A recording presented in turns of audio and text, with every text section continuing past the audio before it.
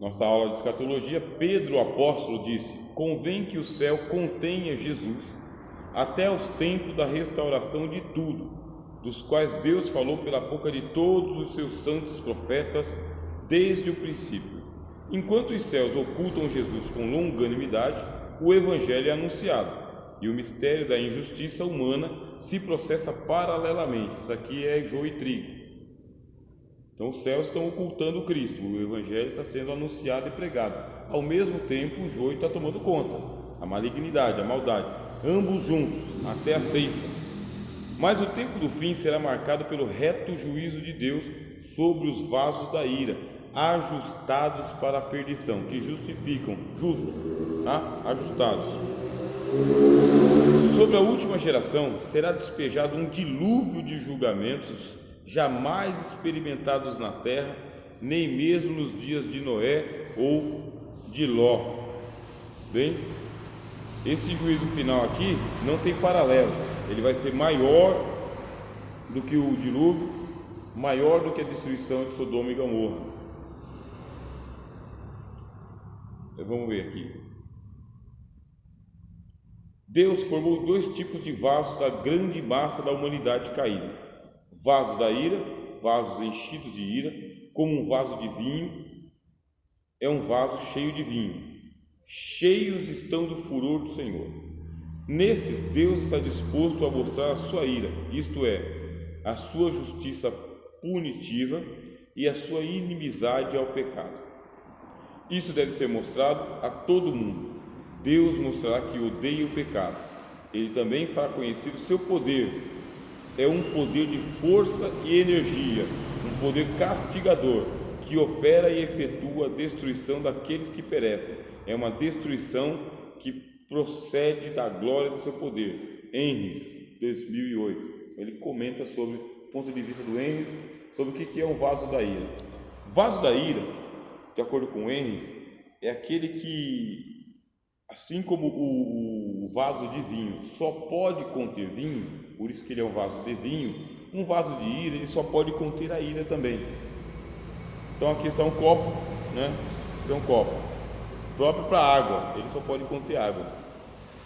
E se eu colocar um líquido fervendo aqui, ele vai derreter o copo, vai derreter, ele vai ficar deformado. Então ele só pode receber esse líquido frio, não pode receber um líquido quente. Aqui está a misericórdia de Deus. A misericórdia de Deus cai sobre você, aí você suporta a misericórdia de Deus, ela não te danifica. Só que a mesma misericórdia de Deus, ela é fogo para o ímpio, fogo. E isso Deus tem que cumprir, porque ele diz que ele faz a chuva dele descer sobre os bons e os maus. A chuva que cai de misericórdia sobre o ímpio torna ele pior. Quanto mais misericórdia Deus mostra para o ímpio, mais ímpio ele fica. A bondade de Deus, ela é excêntrica. Ela é excêntrica por causa que, quando ela encontra um vaso de misericórdia, que diz o apóstolo Paulo, aí se ajusta a misericórdia. Mas quando a misericórdia encontra um vaso de ira, deixa ele pior. Se teu inimigo tem fome, dá-lhe de comer. Tem sede, dá-lhe de beber. Fazendo isso, amontoarás brasas de fogo sobre a sua cabeça. O cara fica com fogo na cabeça, odiando o fato de você ser bom com ele, porque ele queria que você fosse mal igual ele, e você não é. Eles gostariam que Deus punisse eles como se Deus fosse um Satanás. Se Deus agisse como um demônio, destruidor, vingativo, sabe, punidor, sumário, aí eles iam, parabéns Deus, é isso mesmo. Mas não, o que faz Deus? Suporta, perdoa, tolera, espera. Aí eles odeiam Deus, quer dizer, brasa de fogo sobre a sua cabeça. Isso é um vaso de ira. Eles se ajustam a esse tipo de ira. A ira de Deus sobre a última geração. Alguém pode objetar dizendo ser uma injustiça que isso aconteça. Por que todas as taças da ira devem cair sobre uma única geração? Por quê? Se teve tantas gerações desde Cristo até agora, e o pessoal cometeu iniquidade severa, tá? Severa. A história da humanidade mostra que o pessoal era ruim mesmo, sangue ruim. A gente pergunta, mas por que a última geração? Por que a última geração tem que ser pior do que as primeiras? Porque todas as trombetas devem tocar e todos os selos devem ser abertos sobre uma única geração. O que faz as gerações anteriores serem melhores do que a última? Na verdade, a diferença não está nesta ou naquela geração, e sim na reta vontade de Deus em ser longânimo com todos os homens por 2 milênios. Todo mundo merecia. Então Deus está na longanimidade dele, Deus está no direito dele de se suportar. Tá, isso por 2 milênios. Ele poderia ter se vingado do mundo no ato da morte de Jesus, mas adiou a sua ira até o tempo de agora, abrindo uma lacuna de tempo para que todos os homens ouçam o Evangelho, creiam no Senhor Jesus, sejam perdoados seus pecados, se convertam e aguardem o retorno de Cristo, como foi dito. E como aos homens está ordenado morrerem uma só vez, vindo depois disso o juízo, assim também Cristo, oferecendo-se uma vez para tirar os pecados de muitos, aparecerá segunda vez, sem pecado, aos que esperam para a salvação. Por que Deus não despejou a ira dele até agora? Porque ele está sentado no seu trono de paz. Deus está em paz. Cristo fez a paz. O Evangelho está sendo pregado, o Espírito Santo está descendo, uma alma ou outra se converte por dia, o céu entra em festa por causa de um pecador que se arrepende, porque está muito difícil o pecador se arrepender. E por quê? O pessoal está esperando Jesus voltar. Nós estamos aguardando o retorno do Senhor, vivos ou mortos. Se vivos, arrebatados; se mortos, ressuscitados. Estamos aguardando. Ele aparecerá a segunda vez. Cristo voltará repentinamente, e a última geração será surpreendida por seu retorno e o despejo da ira de Deus, pois no instante em que a última gota encher a borda da 7ª taça, uma pleiade de juízos abruptos se desencadeará conjuntamente sobre o mundo, em questão de instantes. Olha, o mundo está dormindo, não tem fim do mundo, não tem nada, a ciência já desmistificou isso, nada mais convence o mundo de que Jesus é uma realidade, tá bem? Nada vai convencer o mundo de que Jesus é um homem histórico, salvador, filho de Deus, nada. Mas a gente está por aqui, acreditando no mito. É mito, eu estou acreditando no mito mesmo. É lenda, estou acreditando na lenda. Vou até a morte com essa lenda no peito. Repentinamente Jesus vai voltar, meus irmãos, mas é repentino porque não vai dar tempo de eu terminar a frase. Volta ao Cristo. Nesse volta ao Cristo, meus irmãos, o mundo entra em juízo. Por quê? Porque chegou a hora da vinda do Cordeiro. O Cordeiro volta para juízo. Um dos juízos acontece no arrebatamento dos santos. Os santos serão arrebatados. Eu defendo para os irmãos o arrebatamento antes da grande tribulação. E a grande tribulação de 42 meses. Podemos ver o anticristo, ele atuando, ele implantando o governo dele, mas ainda não é a marca da besta, ainda não é o juízo final. Temos ainda a liberdade de não aceitar a marca do anticristo, temos, mas vai acontecer um arrebatamento repentino, sem aviso, sem clarão, sem nada na internet, a hora em que não penseis, diz o Senhor Jesus, a hora em que não penseis, como um ladrão da noite. Arrebatamento, grande tribulação, é assim, ó, sem tempo para se preparar, e as coisas vão estar correndo naturalmente, normalmente. Casavam-se, davam-se em casamento, ó, comiam e bebiam naturalmente. De repente, uma pleiade de juízos desaba sobre o mundo. Quem foi, quem ficou, ficou. Porque Deus suporta com muita longanimidade os vasos da ira, não querendo que ninguém se perca, mas que todos venham ao conhecimento da verdade. Um pânico contínuo, tá? Ó, em questão de instantes, tá? Todas as nações sofrerão juízos violentos, de proporções colossais, inimagináveis e irreversíveis. Tirou a igreja, caiu o diabo, governo do anticristo, todas as nações entram imediatamente em colapso. Tudo, no mundo inteiro. Um pânico contínuo se apoderará das pessoas e um estado de pavor terrível se instaurará na terra. A natureza será convulsionada pelos estratos da ira de Deus. Os céus serão varridos e enrolados como um pergaminho, e os astros dos céus arderão em fogo explosivo. Não é uma coisa, irmãos, da física, tá? Ou da astronomia, é um juízo. Agora a cruz terminou, o tempo dos gentios terminou. Agora vem o juízo que era para ser despejado no dia da cruz. No dia da cruz era para acabar com o mundo. Não acabou. Pai, perdoa-os porque não sabem o que fazem. Agora Deus reservou a ira, tirou os santos pelo arrebatamento.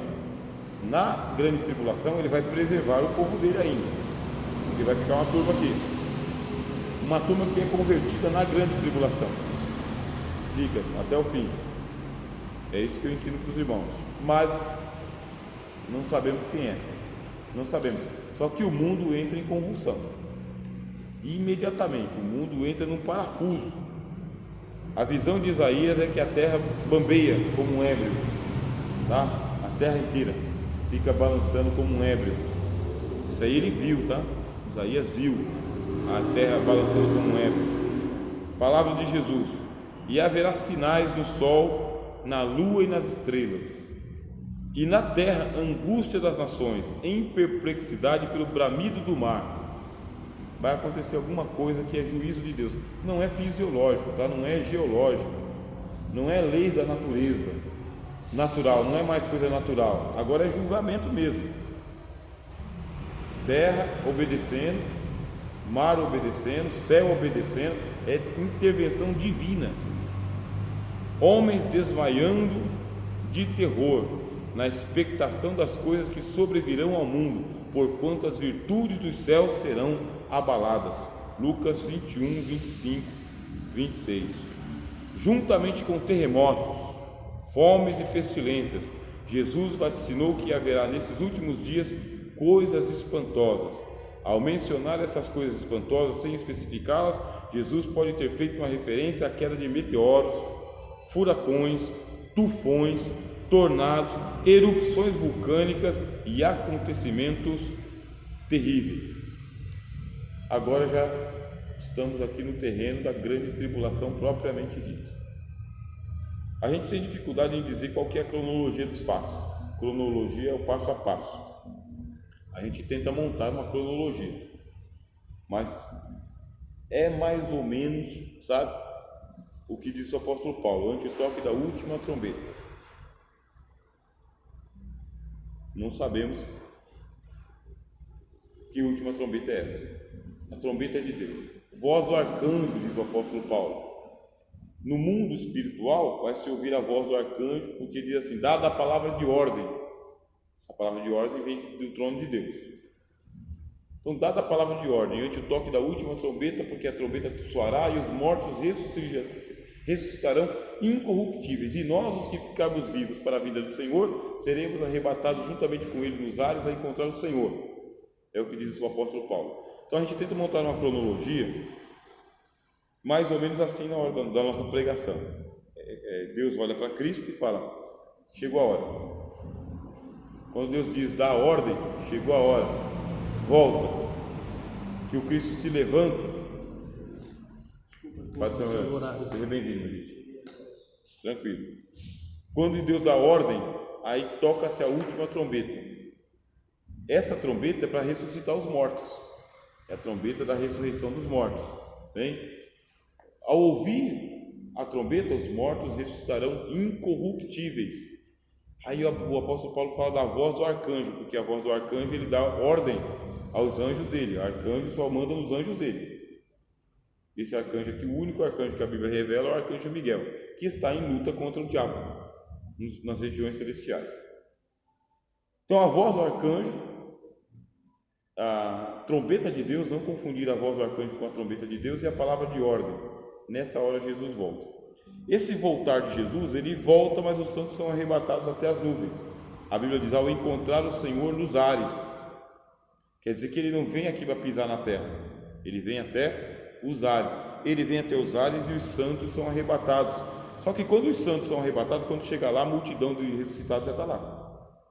Os mortos ressuscitarão primeiro e encontram o Senhor nos ares. Então quando a gente chegar, o pessoal já está lá. Os últimos serão os primeiros serão os últimos. Nesse mesmo momento, o diabo já está na terra. O diabo já está na terra. E aí surge o anticristo. O que acontece é que tem uma turma de crentes que não vai ser arrebatado. E por quê? Serão deixados para trás. São crentes que sobreviverão à grande tribulação. Vão passar um período da grande tribulação, mas vão ser mortos. A grande massa vai ser morta, porque vão se converter na grande tribulação, no governo do anticristo.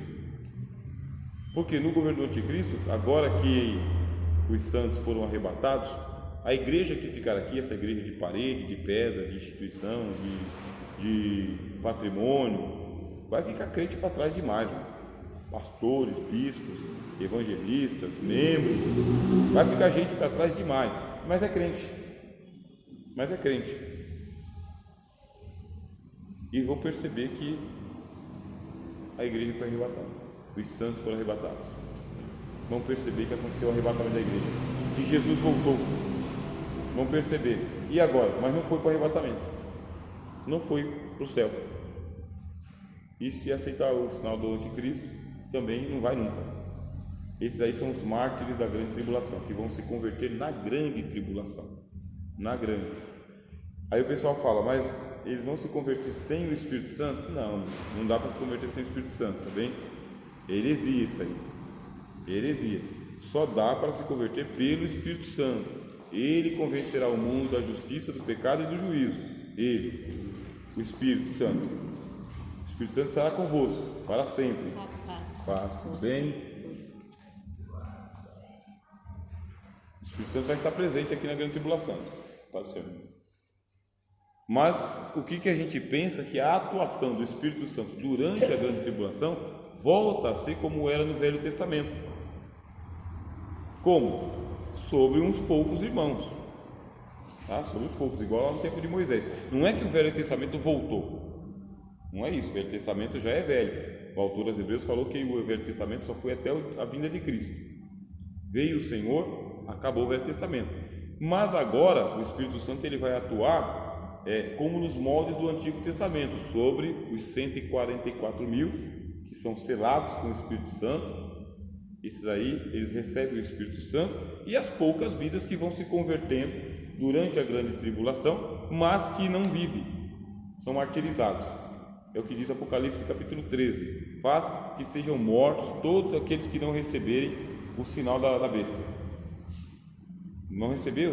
É Apocalipse capítulo 12. O diabo está perseguindo o restante da semente da mulher, os que guardam os mandamentos de Jesus. São crentes, tá bem? São cristãos. Recebem o Espírito Santo para a sua salvação, porque sem o Espírito Santo não tem salvação. Mas não é como nos nossos dias, meus irmãos. Não é mais. Com as manifestações dos dons espirituais, pregação e campanha, e portas abertas, a igreja pregando o Evangelho, esquece. Agora recebe o Espírito Santo, sela para a salvação, mas pescoço cortado, é morto pelo anticristo, é morto. Os 144 mil não são mortos, eles sobrevivem à grande tribulação. Isso aí é certeza escatológica. Livro do Apocalipse, eles aparecem no Monte Sião,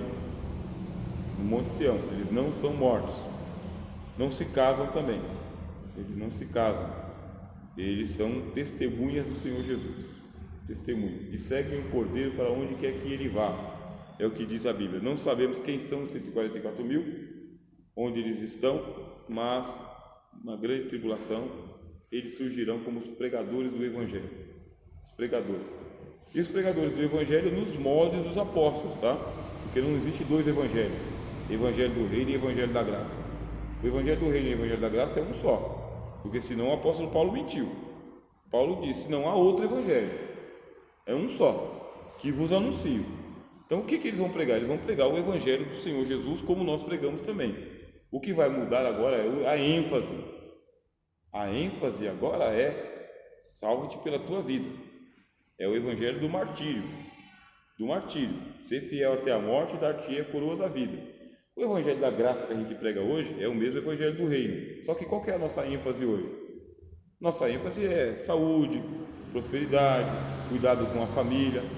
Essa é a nossa ênfase. A grande tribulação é: salva-te pela tua vida, tá? Jesus está voltando. que é o evangelho que os apóstolos pregavam, com risco de vida.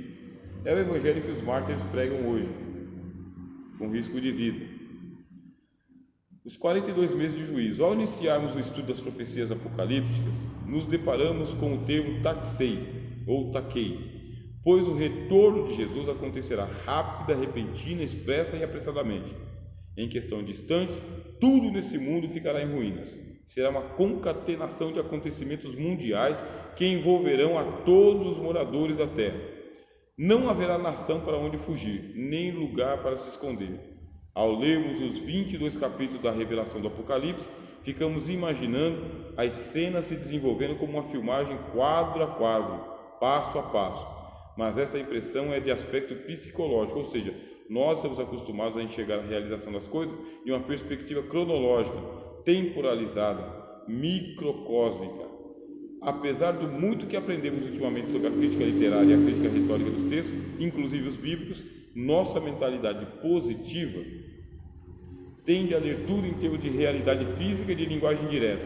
Queremos conhecer os fatos e as evidências, não as formas de comunicação. Seguimos a lógica da razão e menosprezamos a do coração, a da imaginação e do poeta. Somos influenciados pelos preconceitos da ciência e da razão. Então o que a gente imagina quando a gente está lendo o Apocalipse? Que tudo vai acontecendo que nem num filme, quadro a quadro, passo a passo. Selo 1, selo 2, selo 3, selo 4, selo 5, selo 6, selo 7, selo 8. É assim que a gente imagina, né? Primeira, segunda e terceira trombeta. Só que a revelação do Apocalipse é de outra perspectiva, ela não é cronológica. Não é. São a chave para os irmãos entenderem o que vai acontecer nos últimos meses da Terra. Isso é uma chave. Qual que é a perspectiva do Apocalipse? Vamos lá.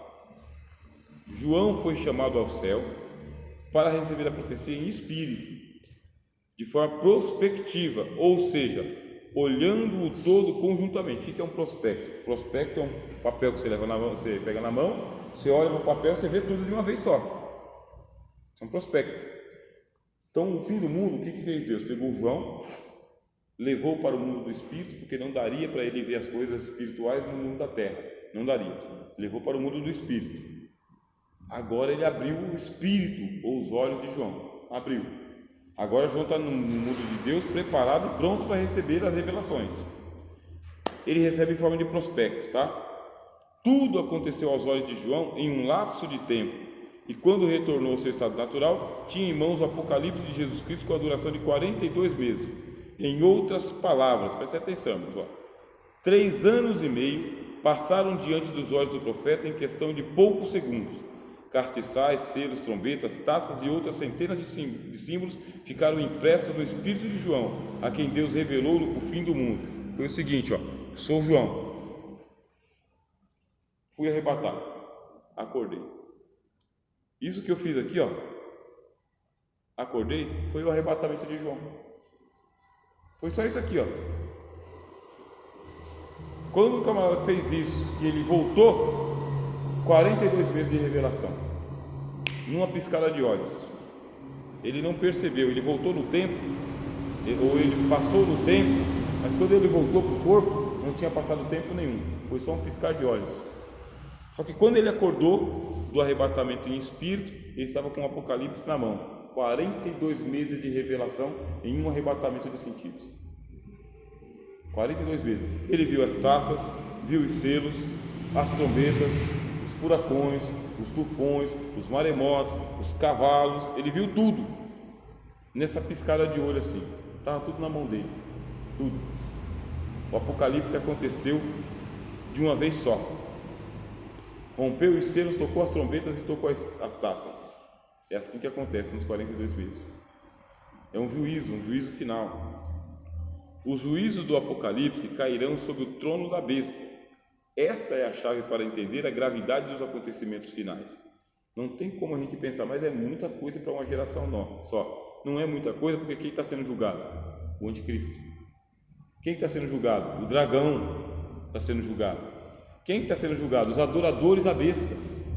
Então não é muita coisa, porque o tempo do arrependimento são 2000 anos. 2.000 anos Deus suportando, para suportar tudo para 42 meses. Então até é assim, desproporcional.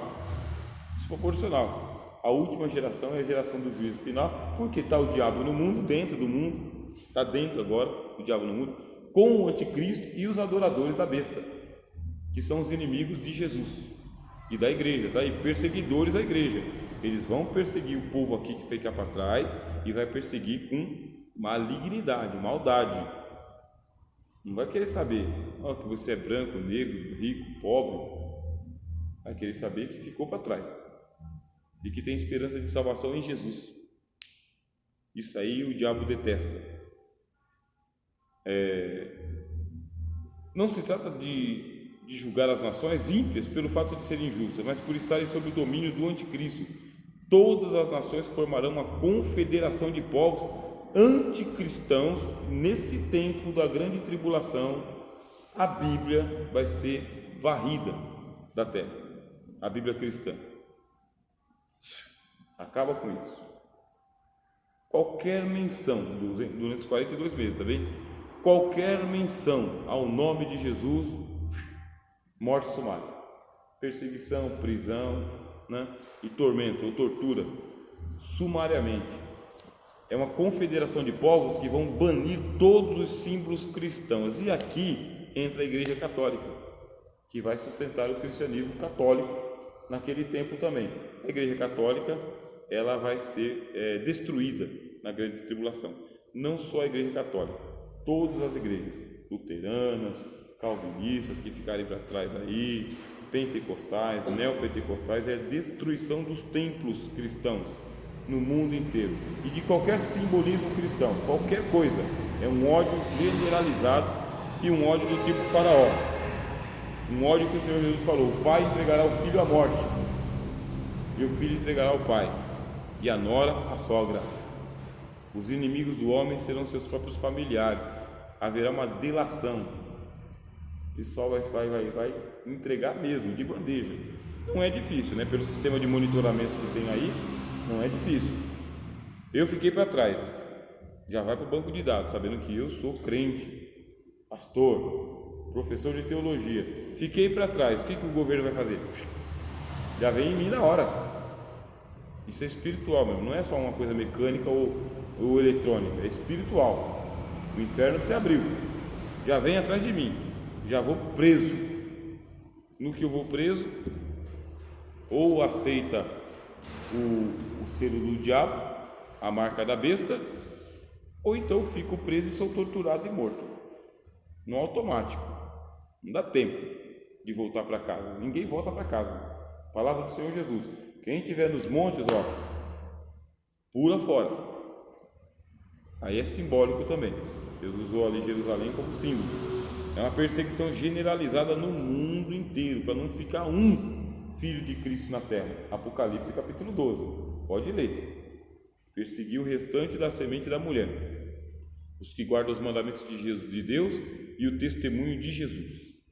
Então, este anticristo é descrito como o homem do pecado, filho da perdição e iníquo. Palavras do apóstolo Paulo: ninguém de maneira alguma vos engane, porque não será assim, sem que antes venha a apostasia e se manifeste o homem do pecado, o filho da perdição, o qual se opõe e se levanta contra tudo que se chama Deus ou se adora, de sorte que se assentará como Deus no templo de Deus, querendo parecer Deus. Não vos lembrais de que estas coisas vos dizia quando ainda estava convosco? E agora vós sabeis o que o detém, para que a seu próprio tempo seja manifesto. Porque já o mistério da injustiça opera. Somente há um que agora o retém, até que do meio seja tirado. E então será revelado o iníquo, a quem o Senhor desfará pelo sopro da sua boca e aniquilará pelo esplendor da sua vinda. A esse cuja vinda é segundo a eficácia de Satanás, com todo o poder e sinais e prodígio de mentira, e com todo o engano da injustiça para os que perecem, porque não receberam o amor da verdade para se salvarem. Segundo Tessalonicenses 2, 3 a 10. Veja só que pânico vai ser a grande tribulação.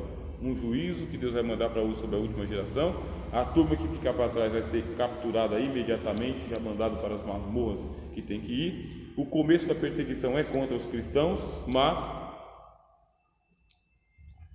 a revelação se amplia dizendo o seguinte: o camarada,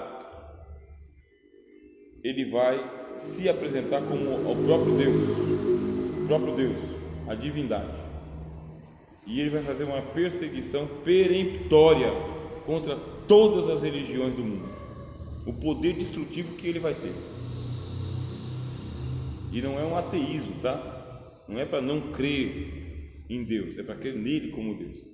Apocalipse 3:13 diz: e todos o adorarão, é todos, esses cujos nomes não estão escritos no livro da vida do Cordeiro, que foi morto desde a fundação do mundo. Isso aqui é pânico puro, meus irmãos.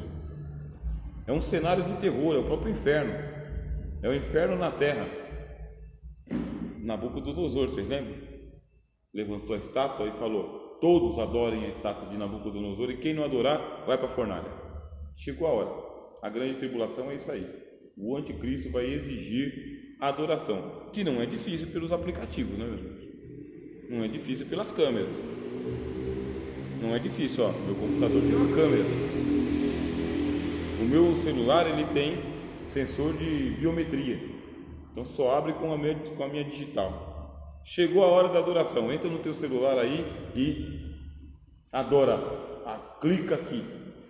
Por que não clica aqui? Não cliquei, a polícia chega lá e já me leva. Acabou. Tecnologia para isso já tem, não no mundo inteiro, mas já tem, né? Em boa parte do planeta, tecnologia para isso daí. Então é um negócio espiritual e tecnológico, sem falar que as portas do abismo se abrem, e os demônios eles vão se manifestar na grande tribulação. E não é demônio que se manifesta igual hoje, tá? Pegando um aqui e outro não, é demônio aparecendo, né? Os demônios vão aparecer na grande tribulação, vão surgir assim, ó, diante das pessoas. Coisa de filme, né? Mas é a grande tribulação. Quem revela isso aí é o Apocalipse, nas trombetas, tá? Na revelação das trombetas, cai do céu uma estrela e ela tem a chave do poço do abismo e abre o poço do abismo, e do poço do abismo saem os gafanhotos, e os gafanhotos, ó, para o mundo inteiro. Apocalipse revela no capítulo 16 para nós também que o rio Eufrates ele seca na grande tribulação, e os anjos que estão presos no Eufrates, no fundo do Eufrates, os anjos são libertados. E quando os anjos são libertados, eles trazem 200 milhões um exército de 200 milhões para andar com eles. A interpretação é que são demônios. Então 4 anjos lideram 200 milhões de demônios. Serão vistos, tá? Vistos. Então é um negócio assim, eu imagino eles voando aí e aparecendo para a turma toda. É pânico, é o governo do diabo na terra. Porque essa esfera do mundo invisível vai ser retirada na grande tribulação. 42 meses de terror, de pânico, com a população do mundo adorando a turma toda, com medo de morrer. Com medo de morrer. Pode ser muito Steven Spielberg que estou falando para os irmãos, sabe? Muito filme na cabeça, né? Pode ser. Os irmãos podem estar pensando. Só que o Apocalipse ele desenha esse quadro para a gente. É esse quadro que apresenta para a gente. Quer dizer então que não é Steven Spielberg. Esse né? Cristo possivelmente será uma pessoa, um ser a ser adorado, e ao mesmo tempo sendo forçado